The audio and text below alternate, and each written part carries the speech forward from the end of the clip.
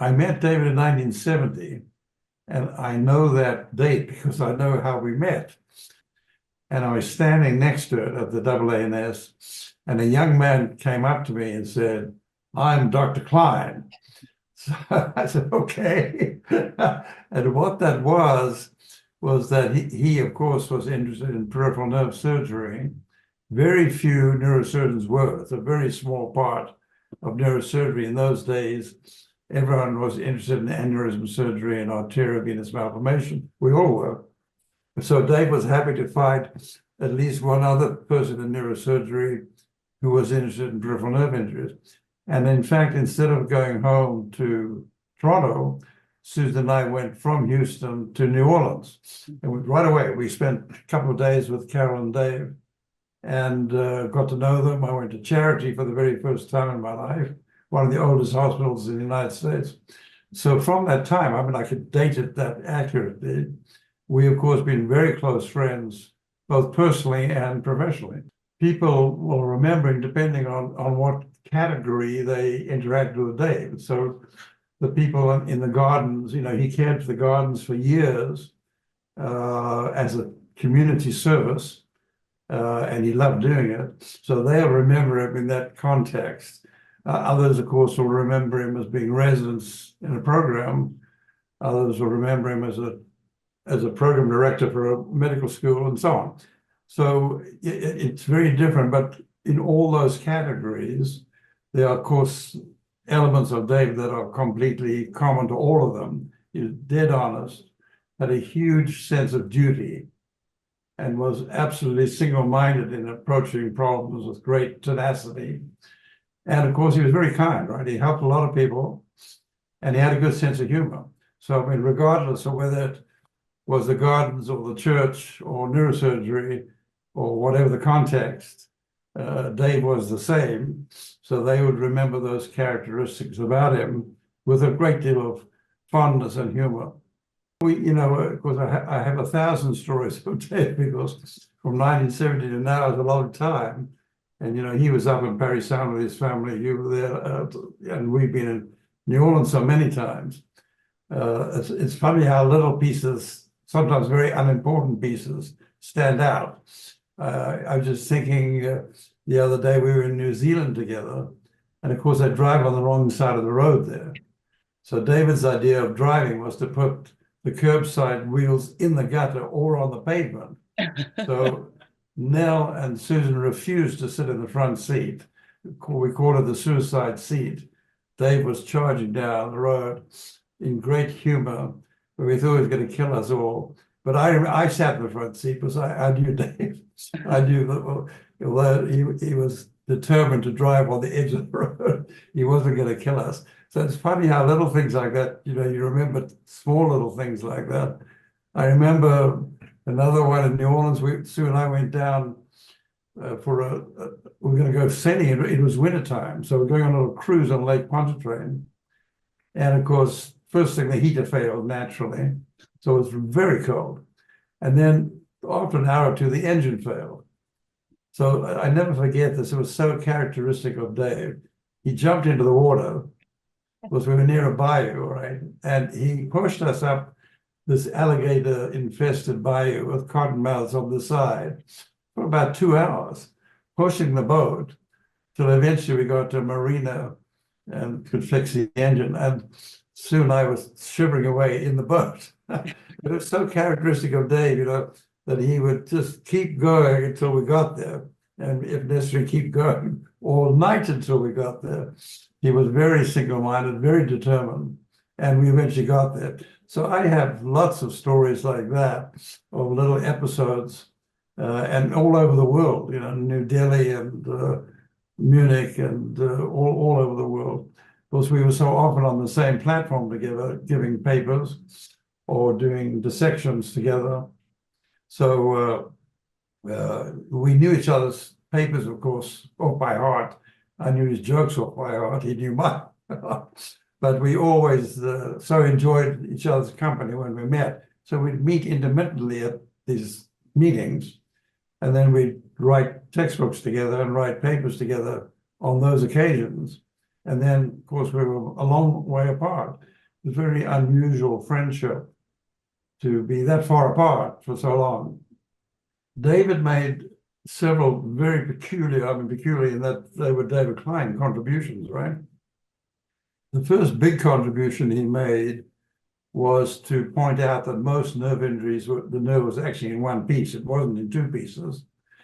So you had to judge whether or not to take out the part that was damaged or leave it and let it get better on its own. And he invented a method by which he could stimulate the nerve on one side and record off the other side. If the current went through the lesion, then it would leave it alone and will recover. That was a David Klein contribution. So he had a vast experience of patients that he'd used that technique on. The other major piece he contributed was that he started the movement to measuring results of surgery. There was a lot of how I do it. A lot of big surgeons with big practices, how I do it. So what, right? How do the patients do? More important. And he started, so he developed elementary scoring systems of recovery.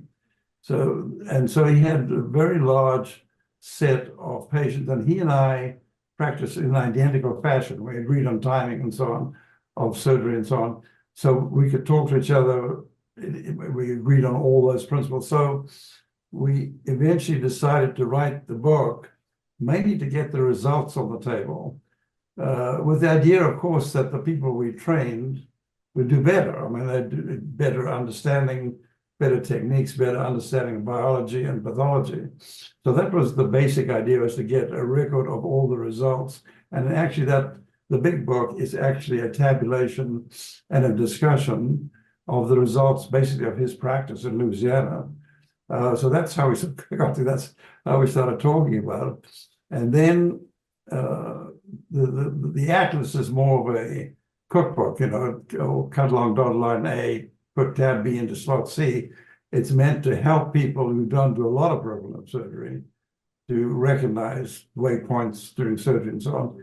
And then we then subsequently had the idea that some of our pupils who were no longer pupils, they were senior surgeons by then, they should take over to the next version, which they did. But then, of course, the internet came along and everything is now online. So big textbooks are no longer in fashion.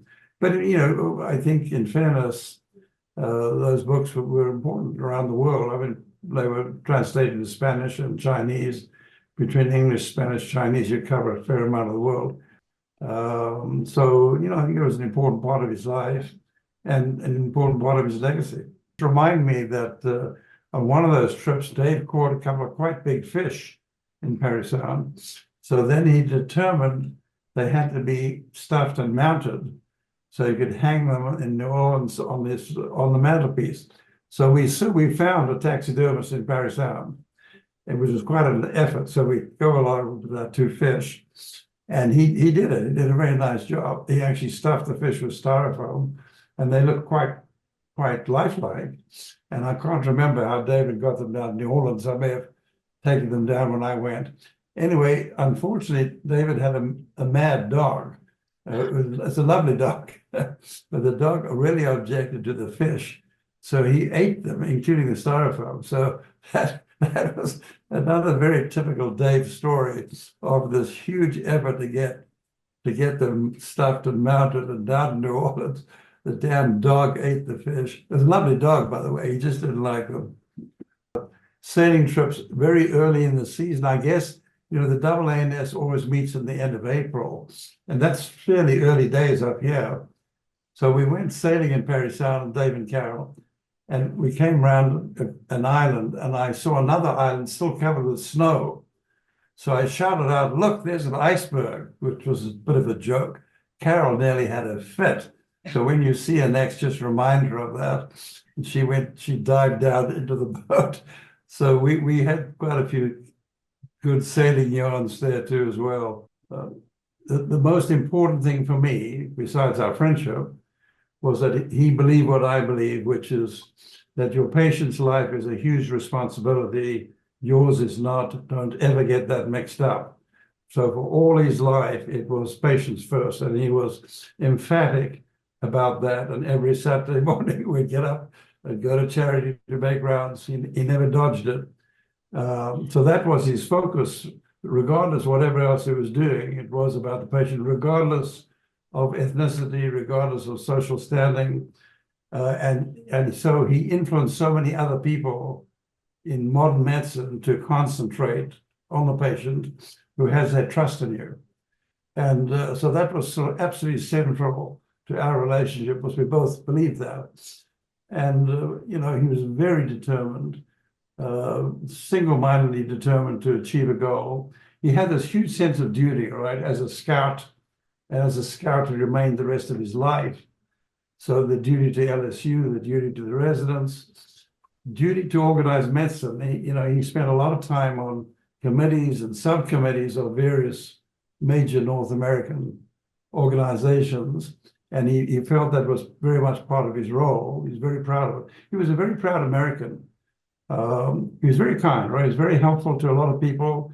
He inspired a lot of people to go to surgery, and of course to go to peripheral nerve surgery, which was not a very popular area when we started.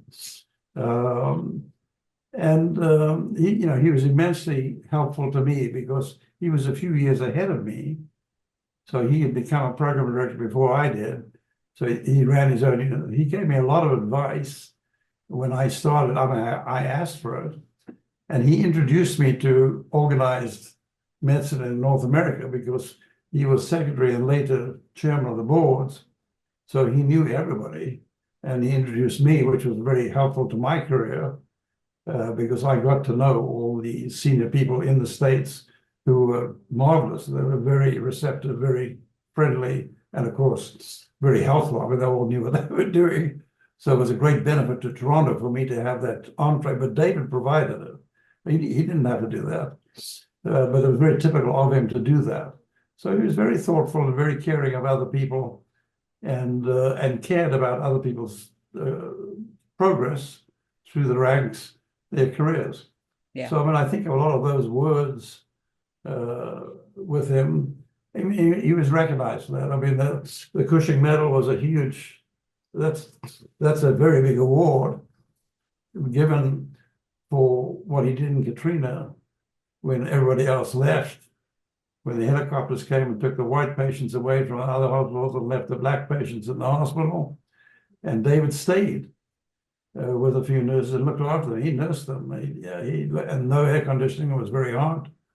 Lack of electricity, no elevators. So, I mean, that was so typical of him. You know, when I heard about that, when he told me about it, I wasn't surprised. What else would you expect, right? Very much not. I mean, the counter side of that, well, you know, he tended to see life as either black or white, right? There wasn't too much gray. So I spent a fair amount of time refereeing scraps. It's the other way around, right? I benefit from the friendship with him. But, you know, if you say to me what, in terms of his legacy, what's the legacy of me? It's easy, it's friendship. You know, we all have hundreds of business acquaintances, networks. We all have business friends, which are good friends, but they fall away when you move away from that business. And then you have a very few really good friends, very few. And as I say, you know, we had each other's back for a long time.